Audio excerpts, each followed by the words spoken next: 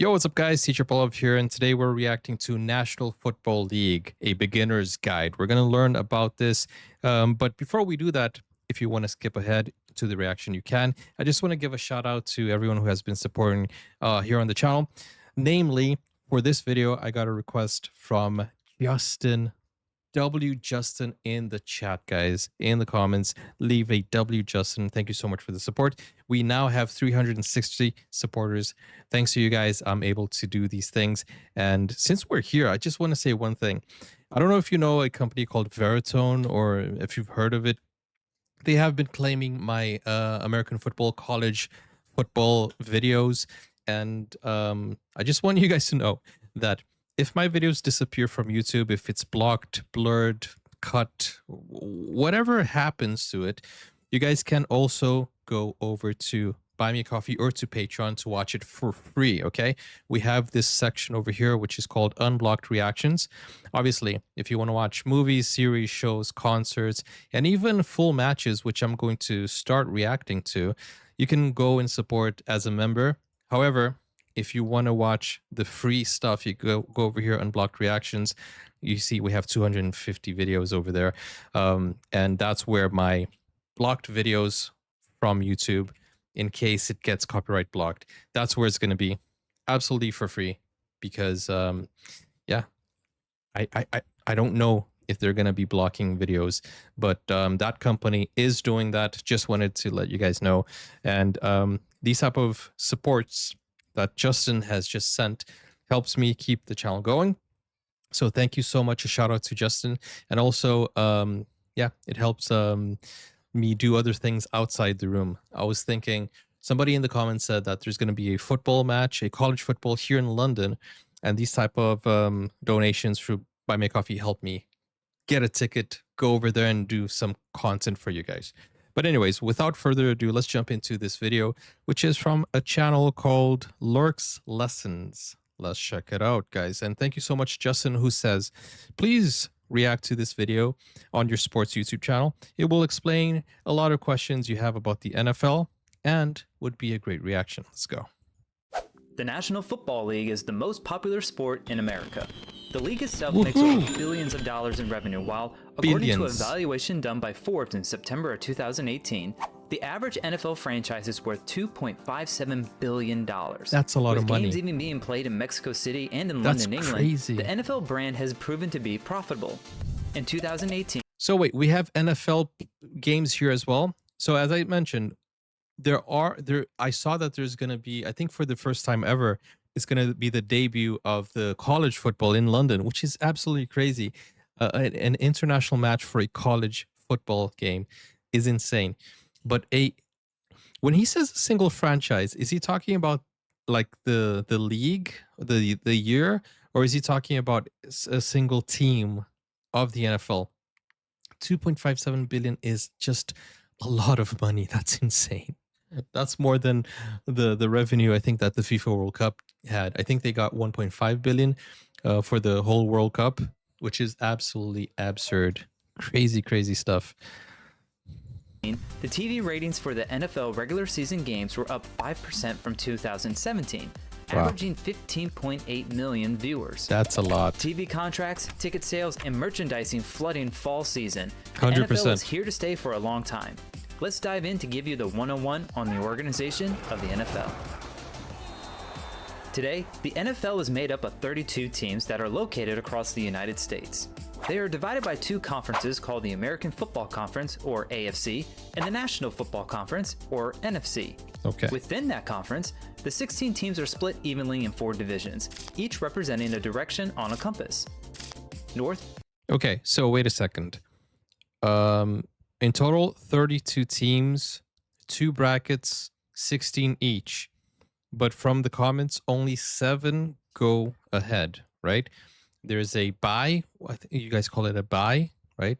We're gonna watch the video and understand a little bit better, but I already have the gist of it. South, East, and West.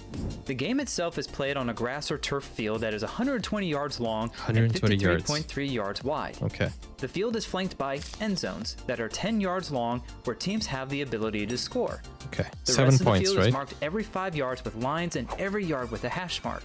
Behind each end zone are goalposts that are 10 feet high and 18 feet 6 inches wide. The game consists of full 60-minute run. That seems like a lot, but I see people miss. It looks like a wide. The further back you are, the more difficult it is, right? But I guess most of the time they manage to hit above and in between, right? Get a point. High and 18 feet 6 inches wide. The game consists of full 60-minute runtime that is split into 15-minute 4 quarters. Oh, okay. In between the second and third quarter, a halftime of 12 minutes is used to allow teams to regroup. 12 minutes, If the game is tied halftime. at the end of regulation, the NFL has an overtime period of 10 minutes to see if either team can win. Oh, If both teams have the same score, the game is considered a tie. really? The NFL regular season of play kicks off in the month. So there's never like a penalty shootout, anything like that? The game is considered a tie. The NFL regular season of play kicks off in the month of September and lasts to the end of December.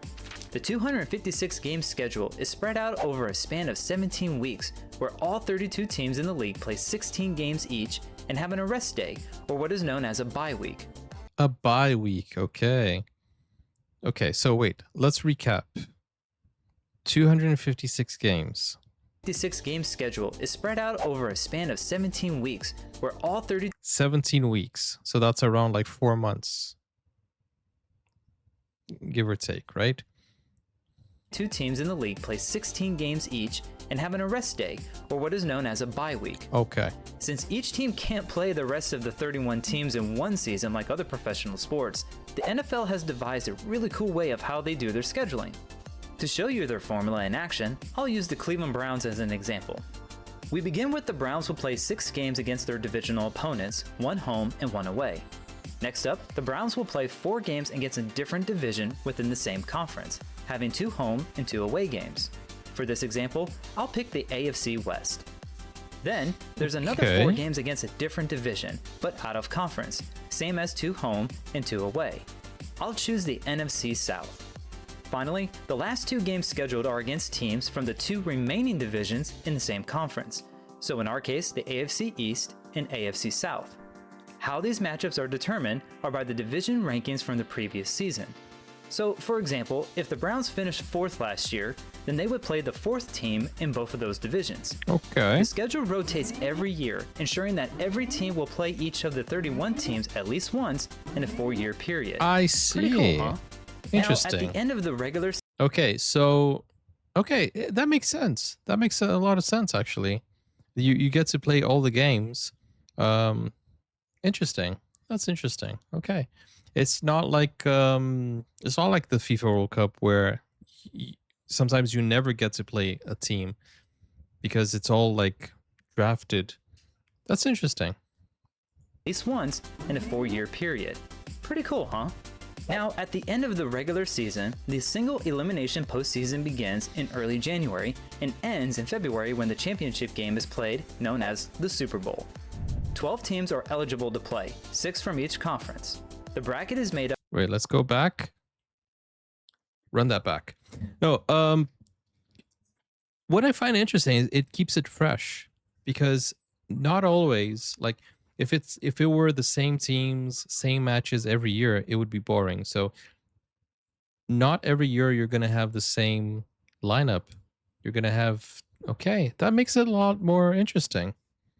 Early January and ends in February when the championship game is played, known as the Super Bowl. 12 teams are eligible to play, 6 from each conference.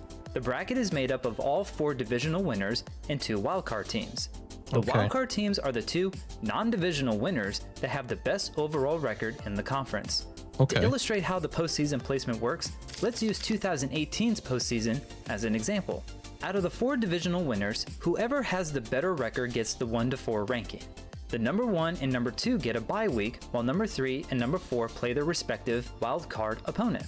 The winner of those 2 games would move on to the divisional round, on where the number 1 ranked team would play the low. Okay, he lost me there.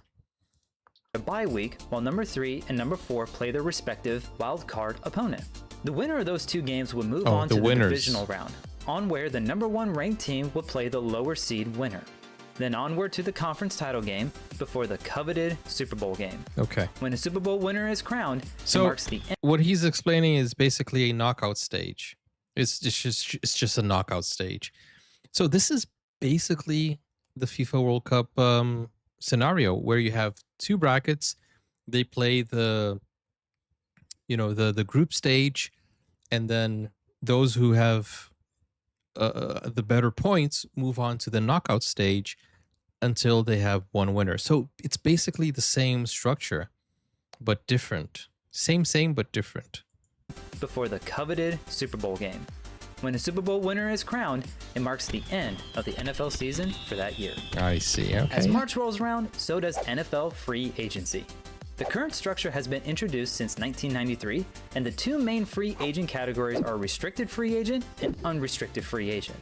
The easy one to understand is unrestricted, which means that a player has completed 4 or more NFL seasons of service whose contract is expired and is free to sign with any team. Okay. Let's use an example for the question is, who owns the player? Is it the team or is it the league? Because the MLS, it's the league who owns the players, right?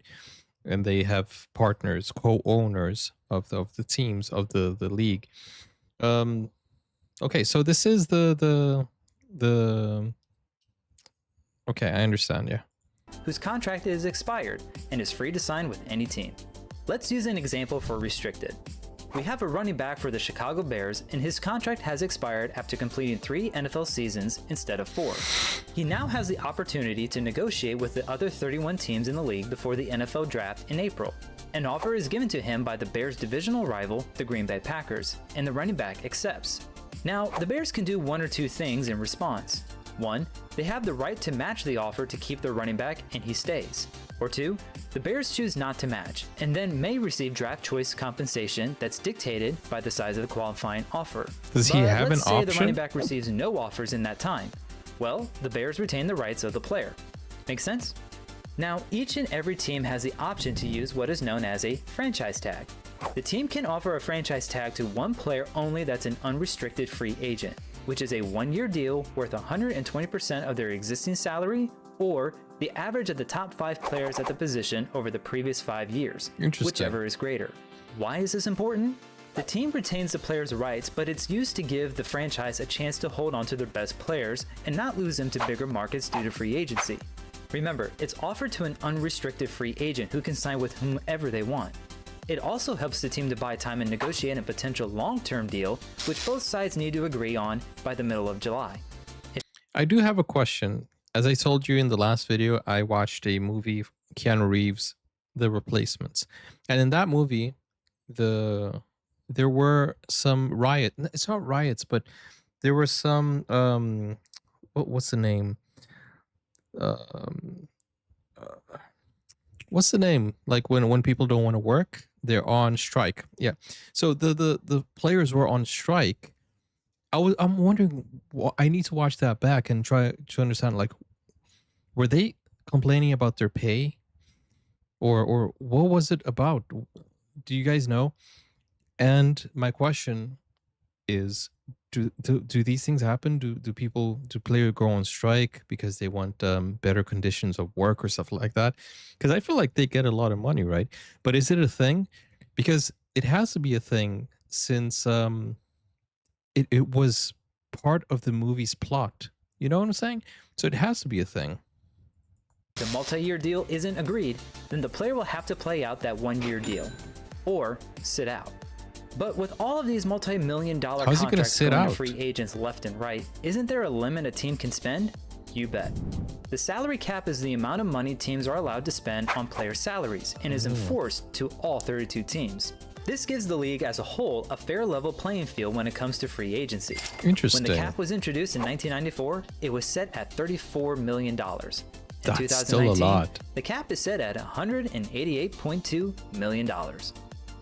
When we get to the month of April, we arrive at the NFL draft. They keep all 32 raising teams gets one selection per round of the 7 total rounds to choose a collegiate player that has declared for the draft or a player 3 years removed from high school. Each pick is timed and the draft itself is nationally televised. The order of the draft for every round is as follows, and I'll use 2018 as an example. Picks 1 through 20 are for non-playoff teams based on their regular season record going from worst to best. So, in 2018, the Cleveland Browns were given the number 1 pick. Spots 21 through 24. Did he say the worst to best? So, are the Browns like considered the worst? Wait, what? Playoff teams based on their regular season record going from worst to best. So, in 2018, the Cleveland Browns were given the number 1 pick. And the reason I'm asking this is because I just reacted to a video about the Browns, and there was this experiment and this debate of if the Browns played against it was a college team. I can't remember what college team it was. Who would win between the college team versus the Browns? It's interesting. Go watch that reaction. Spots 21 through 24 are the teams who lost in the wildcard round, ranked on their regular season record from worst to best. Okay. 25 through 28 are the divisional playoff teams who lost, and spots 29 and 30 are the conference championship teams who lost. Finally, the Super Bowl champs pick last. Patriots With the order and laid Eagles. out, teams will negotiate by trading future picks and players on their roster to move up to select a desired rookie in the present draft. Because of this, the order changes for future draft rounds. A great example of this was in 2018, where the Browns had the number 1 and number 4 overall pick. Show me They the were money. given the number 4 pick because Tom of Cruise. a trade they agreed with Houston the previous year. The Texans traded their 2018 first-round pick in a deal to draft quarterback Deshaun Watson. Because Houston finished 4th, the Browns were given that spot. Trades like this between teams will happen even after the draft is complete, going into the regular season with the trade deadline being after the conclusion of Week 8. So if I'll be honest with you, I understood nothing of that. I did not get any of that. Like, what? A great example of this was in 2018, where the Browns had the number 1 and number 4 overall pick. They were given the number 4 pick because of a trade they agreed with Houston the previous year. Okay. The Texans traded their 2018 first-round pick in a deal to draft quarterback Deshaun Watson. Because Houston finished 4th, the Browns were given that spot. Trades like this between teams will happen even after the draft is complete, going into the regular season with the trade deadline being after the conclusion of Week 8. So if each So is this to keep it a level playing field? Is it to keep it fair? NFL team has a salary cap of $188.2 million, how is the league even making money? The NFL has 3 primary sources of revenue. NFL Ventures, which handles the merchandising like jerseys and apparel. NFL Enterprises, that consists of the NFL Network and NFL Sunday Ticket broadcasts. Those are the ones that give you the copyrights. They block your video straight up. And television contracts, which is the bread and butter of the league, making up almost 2/3 of their entire revenue. TV is the reason why the salary cap has risen so much since 1994. With TV ratings increasing 5% from 2017 to 2018, NBC, CBS, ABC, and Fox all race to see who can outbid each other whenever a new deal is negotiated. The numbers speak for themselves. In 2018, NFL games averaged 15.8 million viewers, excluding the London broadcasts. For the primetime games, the NFL has 3 nights of just one game being broadcast nationally: Thursday Night Football, Sunday Night Football, and Monday Night Football. Nice. Each of those nights had an increase from 2017's viewership. To finally put this into perspective, in Super Bowl 53, where the New England Patriots defeated the Los Angeles Rams 13-3, a 30-second commercial cost companies $5.25 million. That's amazing. That's $175,000 a second. As the Super Bowl See, now this is something we all know about, the Super Bowl ads. Super Bowl commercials, that's something that I think the whole world knows about. And it's absolutely, that's absurd. But the question I do have is, do the companies get their money back? I think so, because otherwise they wouldn't be going back and doing more of it, right? Can you imagine in 30 seconds, you get back your 5.25 million? That's mind-blowing. You have to have a very good commercial. And that's just for the spot. You still need to go and record the commercial. You need to hire celebrities. You need to make it better than all the others.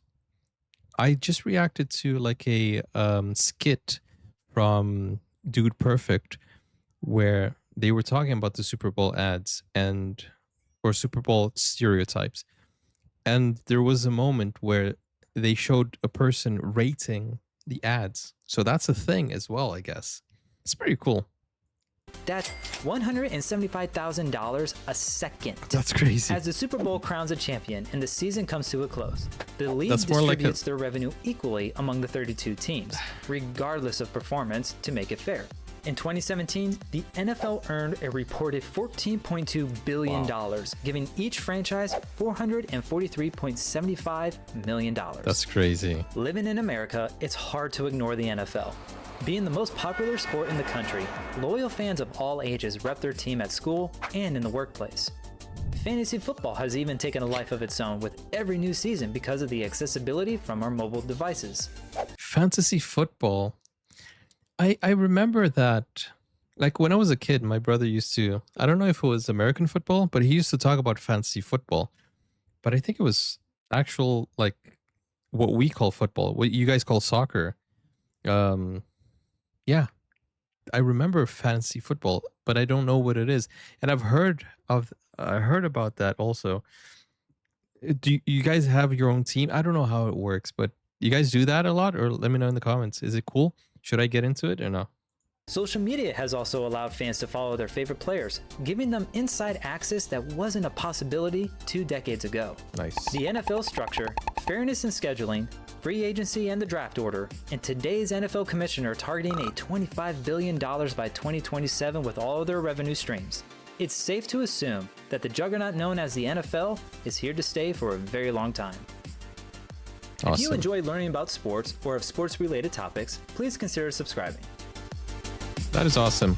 Such a great channel, such a great video. And guys, I learned a lot since I started reacting to these videos, and that's the whole point of the channel. I know that some people might be confused like, wait, are you teaching or are you learning? I know I am Teacher Paul, but the thing is, my channel is more about my students teaching me stuff. And now I got into American football. We do Formula One videos, we do sports videos, but I'm learning about football now. So yeah, and a lot of you have been asking for hockey, baseball related videos, which we will do soon as well. And somebody mentioned that I need to go to the match here in London. So as I mentioned before, your support is very valuable. The only thing I ask you to do is whenever you buy me a coffee or send me something to help out, you can just leave a message saying what it's for. And so yeah, you can go ahead and just say, okay, this is for the ticket, this is for a video, this is for whatever reason. You guys leave in the comments. As Justin did, he left me a link to YouTube so I can check out. So thank you so much. And you can request a video, you can request a review or whatever, or just send me out to a football match. Whatever you guys want to do. It helps the channel. You're not forced or you're not encouraged to do that, but it does help the channel, especially since we're getting hit by copyright. Ad revenue is not much anyways, and we have companies like this one who is trying to block the videos, which is sad. But not this video. This video is great because it's educational. So what I do ask you guys is go to Lurk's Lessons. Link is in the description. As always, I give credit. So go help them out as well because their video is pretty informative, pretty cool, and I'm sure they could use the help as well. With that said, thank you for watching. I will keep my journey, keep going down the rabbit hole. There are some videos that might be restricted, like highlights. Those will be either edited, blocked, blurred, but you can still go to Buy Me Coffee or to Patreon to watch them for free in the unblocked folder. Okay. With that said, unless it's a full match, then yeah, then that's gonna go under behind a paywall. with that said, I'll see you guys in the next video. I hope you enjoyed. And thank you so much once again, Justin, for this informative video. Let me know what I should react to next. And most importantly, guys, join me on Discord so you guys can help out, tune in, and yeah, just hang out. See you soon. Take care. Bye-bye.